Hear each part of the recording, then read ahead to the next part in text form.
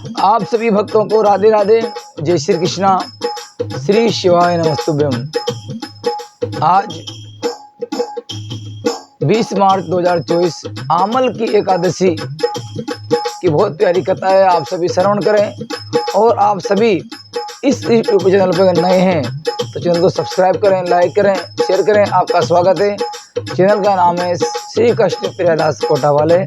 श्री राधे राधे। राधा मेरी स्वामिनी में राधे का दास, जन्म जन्म मोहे दीजियो श्री वृंदावन का वास।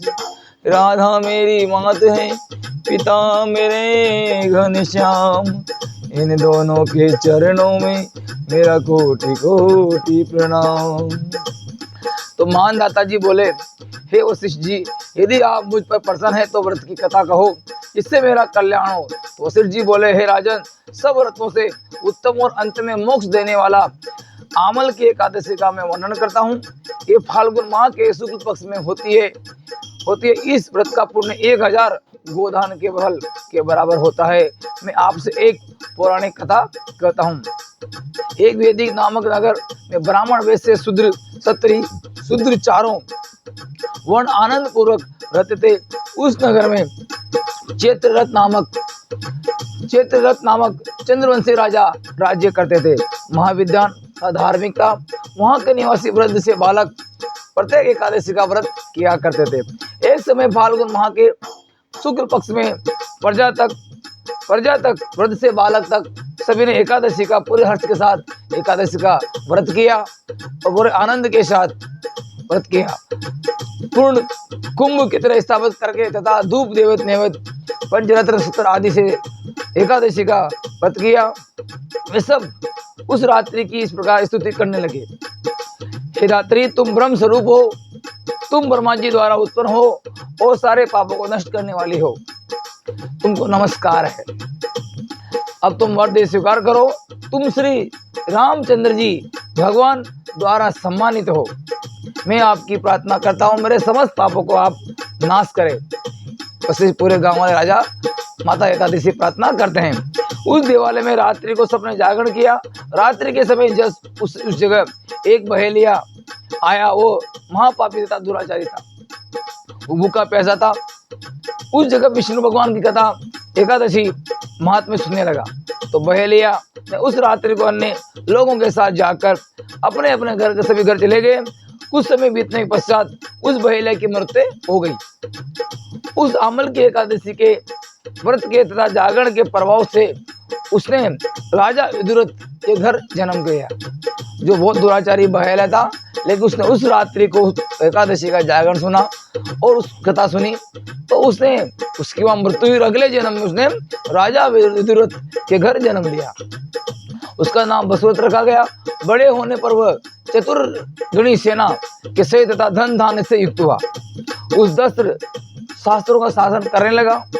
वो तेज में, सूर्य के कांति में, चंद्रमा के वीरता में, विष्णु भगवान के और समा में प्रतीक के समान था।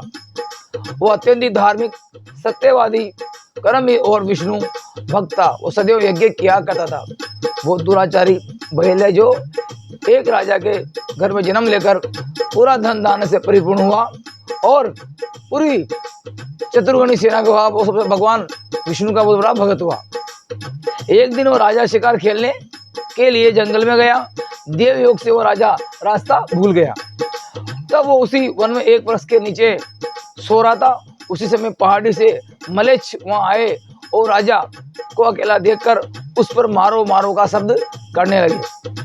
टूट पड़े। वो मलेच्छ कहने लगी, उस राजा ने हमारे संबंधियों को मारा है, वो देश से निकाल दिया है, अतः इसे सब अवश्य मारना चाहिए। ऐसा कहकर वो मलेच्छ राजा पर अस्त्र शस्त्र प्रहार करने लगे। तो उनके अस्त्र शस्त्र राजा प्रहार करने लगे। उसी वक्त उस राजा के शरीर से एक कन्या उत्पन्न हुई और उसने सारे मलेच्छों को मार गिराया। शरीर पर गिरते ही नष्ट हो जाते थे। तो उनको पापों को समान पड़ते। उन मलेच्छों के अस्त्र शस्त्र उन पर उल्टा प्रहार करने लगे।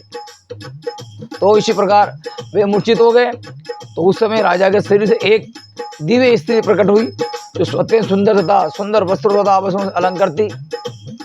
उसकी भ्रकटी टेढ़ी थी, आंखें लाल लाल थी, अग्नि निकल रही थी। वो मलेच्छों को मारने दौड़ी और सब मलेच्छों को मारकर नीचे गिरा दिया, काल के मुंह में पहुंचा दिया। जब राजा की नींद जागी तो इन मलेच्छों को मरा हुआ देखकर सोचने लगा कि इन शत्रुओं को किसने मारा है।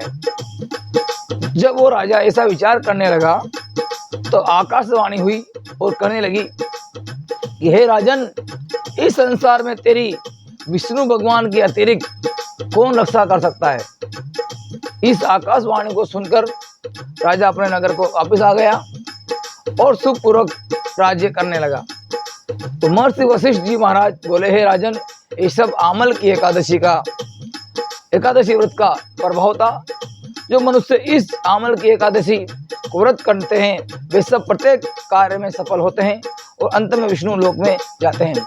एकादशी आमल की एकादशी महात्म्य से जो बहुत बड़ा दुराचारी बहेलिया था, राजा के घर में जन्म हुआ और बहुत बड़ा विष्णु भक्त हुआ, वो बहुत शक्तिशाली हुआ और भगवान विष्णु की अनन्य अपार भक्ति के लिए भगवान विष्णु ने उनकी रक्षा की। तो बहुत प्यारी कथा आपने श्रवण की। आप सभी भक्तों को राधे राधे, जय श्री कृष्णा, जय श्री राधे, जय श्री राधे, जय श्री कृष्ण।